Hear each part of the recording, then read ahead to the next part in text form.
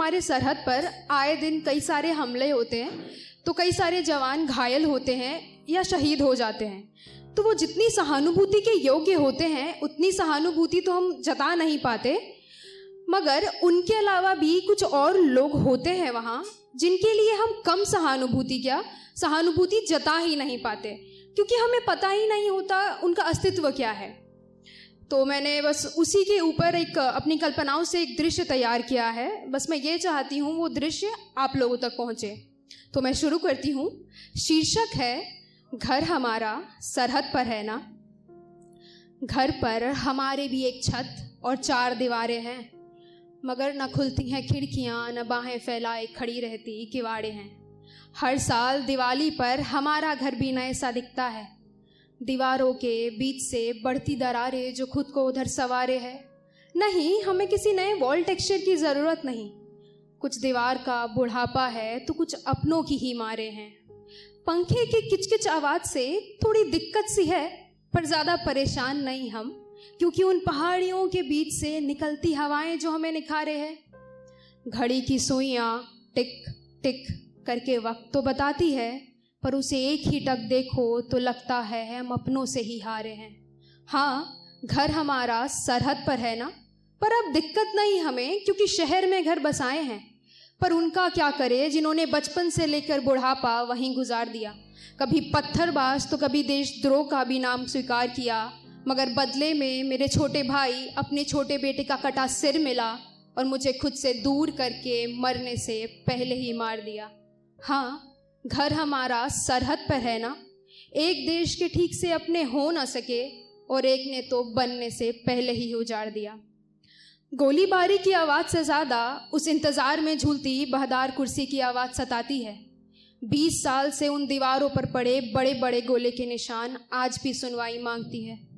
त्योहारों में खुशियों का नहीं पता, मगर मारे जाने वालों का नया आंकड़ा ज़रूर ले आती है। क्या होली क्या दिवाली, यहाँ तो ईद भी यही कहानी दोहराती है।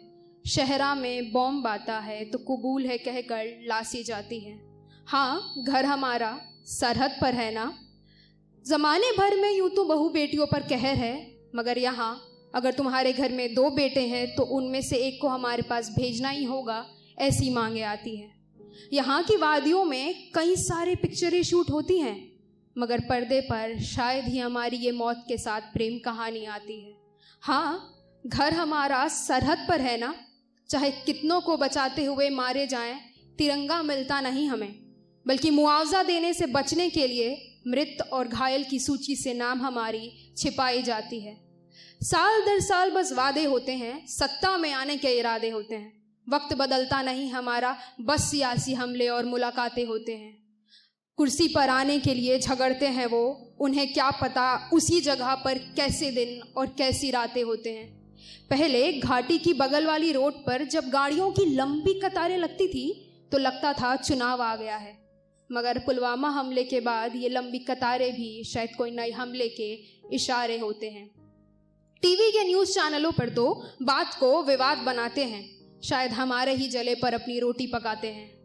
उसी देश के एक हिस्से में खून पानी की तरह बह रहा है, मगर किस राजनेता की मूर्ति कितनी लंबी बनी है उस पर तर्क बैठाते हैं।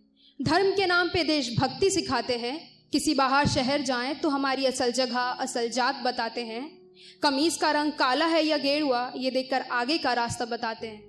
ना जाने हम बेगुनहगारों की खून से कौन सी इज्जत वो कमाते हैं। किसे पता आज़ादी के आज इतने साल बाद भी आज़ादी के लिए लड़ते हैं हम। हमें भी बेमुल्क नहीं होना, भारतीय सुनने को तड़पते हैं हम। मगर सरहद पर घर है तो क्या गलती है हमारी। सरहद पर घर है तो क्या गलती है हमारी। जो दुनिया के लिए जन्नत है उसमें भी जहन्नुम देखते हैं हम। शुक्रिया।